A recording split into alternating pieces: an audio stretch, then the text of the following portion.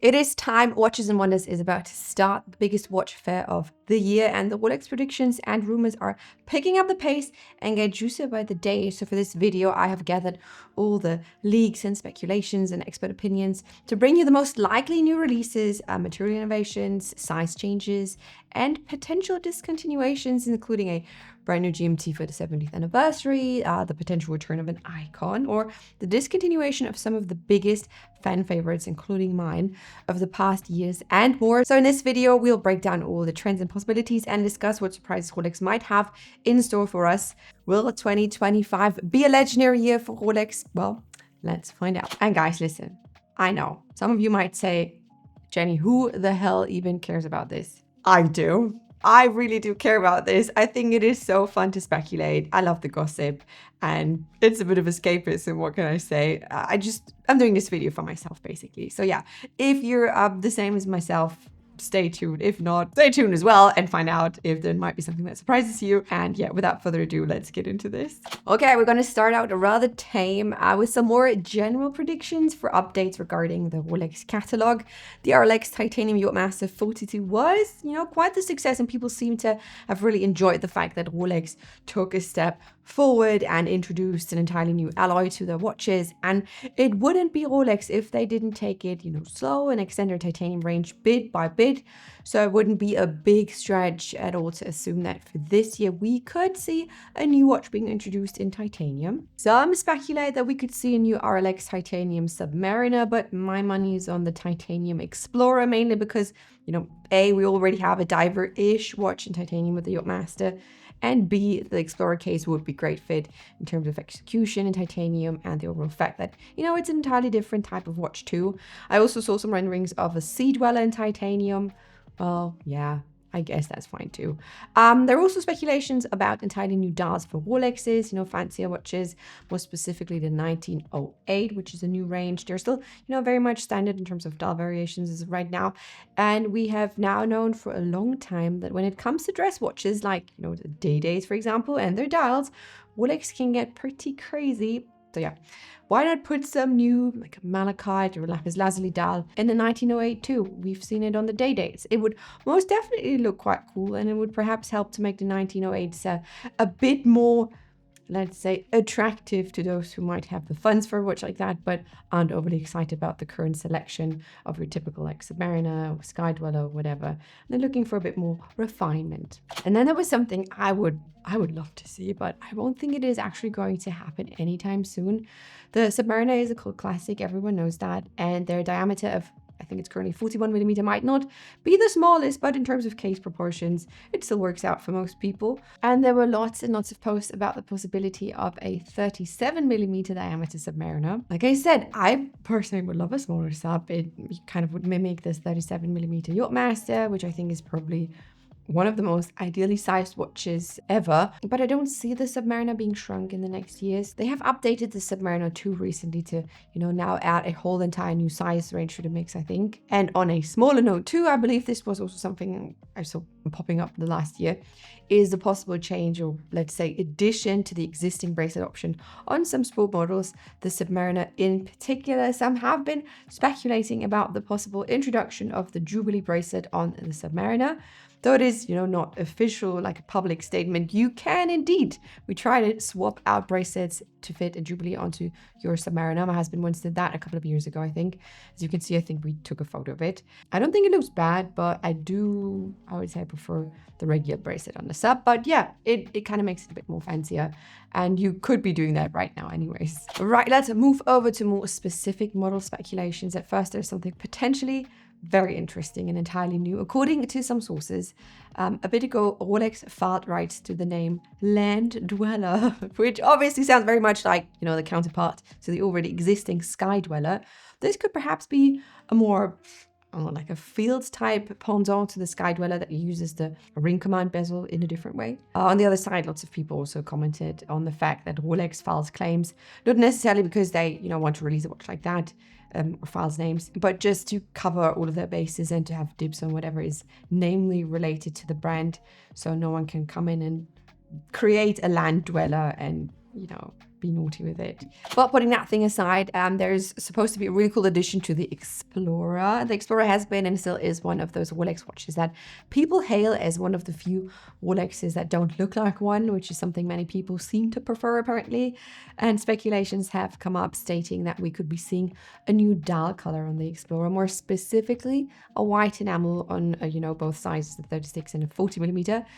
It would definitely be a very cool release, and I could see a white Explorer becoming a fan favorite very easily for its timeless but fresh look. I mean, it's an Explorer, people love it anyways, but we'll have to wait and see if that will actually come true or not, since this is a rumor. Or I think the prediction has been around for, I would say, like 2 years since I first read about it, but I would love to see that one. And talking about some new additions to already existing watches, there's also speculations that the 1908 is going to receive a new complication, not only a new dial, like I mentioned earlier, perhaps a date or something a bit more sophisticated, like a perpetual calendar. Same as the new dial suggestions, I'd say that this is very much likely, as in, yes, this could totally happen, but I'm not sure if it's going to turn out to happen this year. But I think eventually we're going to see some more complications added to the 1908s. And before we move over to the juiciest part, I quickly want to cover something regarding the Milgauss. I know some are really heartbroken over the fact that they got discontinued in 2023,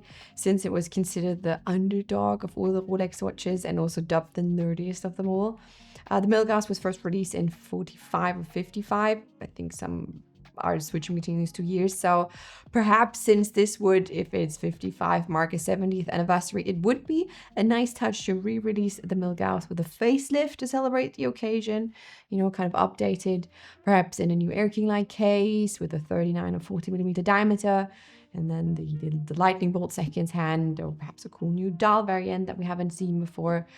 I don't think this is super likely, but it would definitely be a fun release, and I think a lot of people would celebrate the Milgauss coming back with a kind of fresh update to it. And speaking of 70th anniversaries, it also happens to be the 70th anniversary of none other than the GMT Master, and by the way, also the 120th anniversary of Rolex himself being founded, in 1905 by Hans Wilsdorf, so that's on top of it. So of course, the Coke GMT Master 2 rumors are now more persistent than ever, if you could believe that. Some speculate that they would first release a Coke in white gold. Some dream of a two-tone version in rose gold and steel, to really set themselves apart from the existing Batman and Pepsi GMTs. And yeah, I don't know, I've been reading about this for the past 5 years and it never happened, and I have a feeling that we won't see anything like that this year either. But what I could actually really see happening would be a new Platinum GMT Master 2. It would be a great way to celebrate one of its most successful ranges of watches, with a Platinum edition. And then,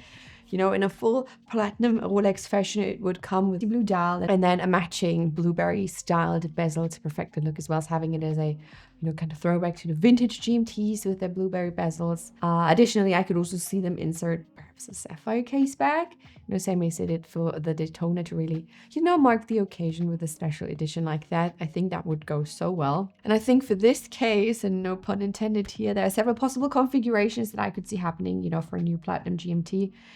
And I'm really curious to see if those predictions are turning out to be true or not. We have to wait a bit more days. And so now that we have covered the additions and the changes and updates, we also need to check out what people speculate about being the discontinuations and the models that will no longer be available perhaps in the near future. Something that has been talked about a lot also in the recent years has been the discontinuation of the Pepsi GMT. It's no longer a secret that Rolex had or still has severe problems with manufacturing the two-tone ceramic bezel in the Pepsi colorway with this like purpley and red color. Partially, Rolex stopped even sending out Pepsis to ADs altogether in some locations, even though they promised allocations. So there's that. So no wonder people started to get really suspicious here. Perhaps they decide to, just stop the production altogether and free up the production lines for a new GMT. Maybe, the Coke, as people speculate, and say goodbye to the Pepsi for good. We'll have to wait and see. And then there is also a rumor going around about the Air King being soon the follower of the Milgauss and being kicked out of the catalog. Rolex isn't known for beating a dead horse, and the Air King doesn't seem to perform really well. I mean, they cut the Pearl Masters, they cut the Yacht Master 2s, and the Milgauss. So I could see, and it would be a surprise to see the Air King go this year, and I dare to say that not many people are going to be sad about this either. Oh, the next thing is something I've just heard last week about from a grey market dealer friend. Apparently, Rolex is planning to finally pull out the two most popular Oyster Perpetual dial colors, the Tiffany and the Candy Pink dial, as well as the Celebration dial with it. Apparently, they want to shift the attention to the newly introduced pink and turquoise dials on the Tudor watches, so they don't have too many similar watches like that on the market at the same time from two brands. And I mean, they already pulled the 41mm, for example, so I can absolutely see them either pulling out, more sizes or all the colors from 2020 all together, including the later introduced Celebration dial, because that kind of fits within the whole theme, and it would make sense to, say goodbye to all of them at once. And lastly, which is something sort of within the same line as the discontinuation of the Celebration dial and OP colors, it also is rumored that Rolex is going to end the puzzle dial date. By the way, if you want to watch a full review of this, a very, very special Rolex, I will link it for you down below. Since they never leave up crazy dials like that for too long, and it is also within the same theme of dials, that it's rumored to be discontinued with the Candy Pink and the Tiffany dial and so on. And I think it is probably something only a handful of people will be affected by, since this is such a high ticket watch. But yeah, good that it's freeing up space, I guess, for hopefully something equally as fun. And that is all I have for you today. Please feel free to share your speculations and the rumor that you've heard in the comment section down below, so we can collect everything and talk about this together. And that's all I have for you today. Have a good day, and I will see you in my next video. Bye.